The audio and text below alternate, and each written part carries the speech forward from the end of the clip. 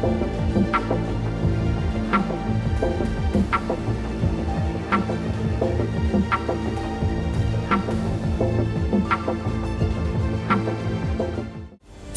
गणित, सारे इक्वेशन, सारे फॉर्मूले बिहार में नीतीश कुमार तक आते आते फेल हो जाते हैं, क्योंकि नीतीश कुमार सत्ता में आते हैं, समझ में नहीं।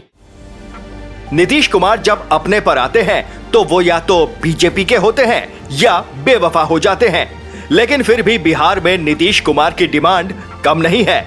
आपको नीतीश कुमार का वो बयान सुनवाते हैं जब नीतीश कुमार ने कहा था कि गलती हो गई, अब उधर नहीं जाएंगे। नीतीश ऑन डिमांड, क्या आरजेडी को मिलेगा चांस? नीतीश की मुस्कुराहट बीजेपी के लिए आफत।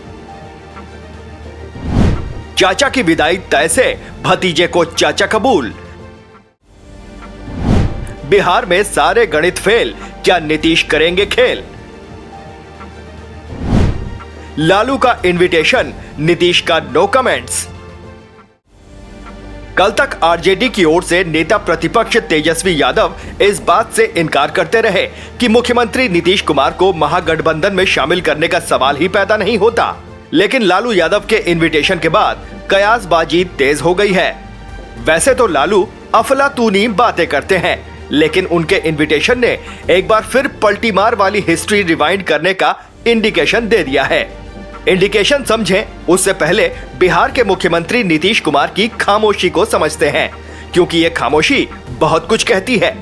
नीतीश कुमार ने मुस्कुराते मुस्कुराते बीजेपी पार्टियों और बीजेपी को इतने झटके दिए हैं कि उनकी मुस्कुराहट किसी के लिए रेड तो किसी के लिए ग्रीन सिग्नल होती है। मुख्यमंत्री नीतीश कुमार ने लालू प्रसाद यादव के ऑफर वाली बात पर चुप्पी साध ली और मुस्कुराने लगे। अब सवाल यह है कि नीतीश कुमार तो अपने मन से इस तरह के सवालों के जवाब बिना पूछे देते रहते हैं, तो इस बार क्यों उन्होंने चुप्पी साध ली? राजनीति के पिछले पन्नों को उलटकर देखेंगे तो पता चलेगा कि कैसे और किन हालात में नीतीश कुमार ने पलटी मारी थी। कैसे आरजेडी के साथ गए, फिर आरजेडी का साथ छोड़ा, और फिर आरजेडी के साथ गए और फिर आरजेडी का साथ छोड़ दिया। मुख्यमंत्री फिर भी नीतीश कुमार ही रहे। तो क्या एक बार फिर से बिहार की राजनीति में पलटासन योग का खेल शुरू होने जा रहा है? सवाल बहुत बड़ा है। कुछ स्वागत के लिए तैयार हैं, तो कुछ मनाने के लिए खड़े हैं। इस बीच पलटी मार नीतीश की पलटासन पॉलिटिक्स की हिस्ट्री समझते हैं। पलटी मार नीतीश की पलटासन पॉलिटिक्स। 16 जून 2013 जब मोदी पीएम कैंडिडेट बने तो नीतीश ने बीजेपी को टाटा बाय बाय कर दिया और 2015 में विधानसभा चुनाव से पहले लालू यादव से हाथ मिला लिया। फिर 16 जुलाई 2017 में तेजस्वी यादव का आईआरसीटीसी घोटाले में नाम आया तो नीतीश कुमार आरजेडी से अलग हो गए और बीजेपी के साथ सरकार बना ली। 9 अगस्त 2022 को नीतीश ने बीजेपी का साथ छोड़ा और 1 घंटे में गठबंधन का हाथ पकड़ लिया। 28 जनवरी 2024 में नीतीश कुमार ने गठबंधन को गच्चा दिया और बीजेपी के साथ हो लिए। अब समझिए, नीतीश कुमार जितना सेफ साइड खेलते हैं, उनके लिए भी दुविधा कम नहीं होती। नीतीश कुमार की पार्टी जेडीयू में 2 धड़े हैं, दोनों धड़े मिलाकर पूरा जेडीयू बनाते हैं। पूरा जेडीयू ही नीतीश कुमार का धड़ा है।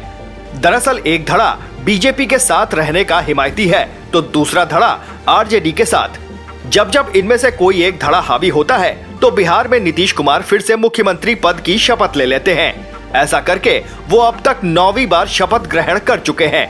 अब जबकि बीजेपी के साथ रहने का हिमायती धड़ा एक तरह से टेंशन फ्री हो चुका है कि दिल्ली हो या बिहार, सरकार 5 साल चलनी है, तो उसमें पिन मारने के लिए आरजेडी वाला धड़ा नीतीश कुमार और लालू प्रसाद यादव की दोस्ती के किस्से याद दिला रहा है।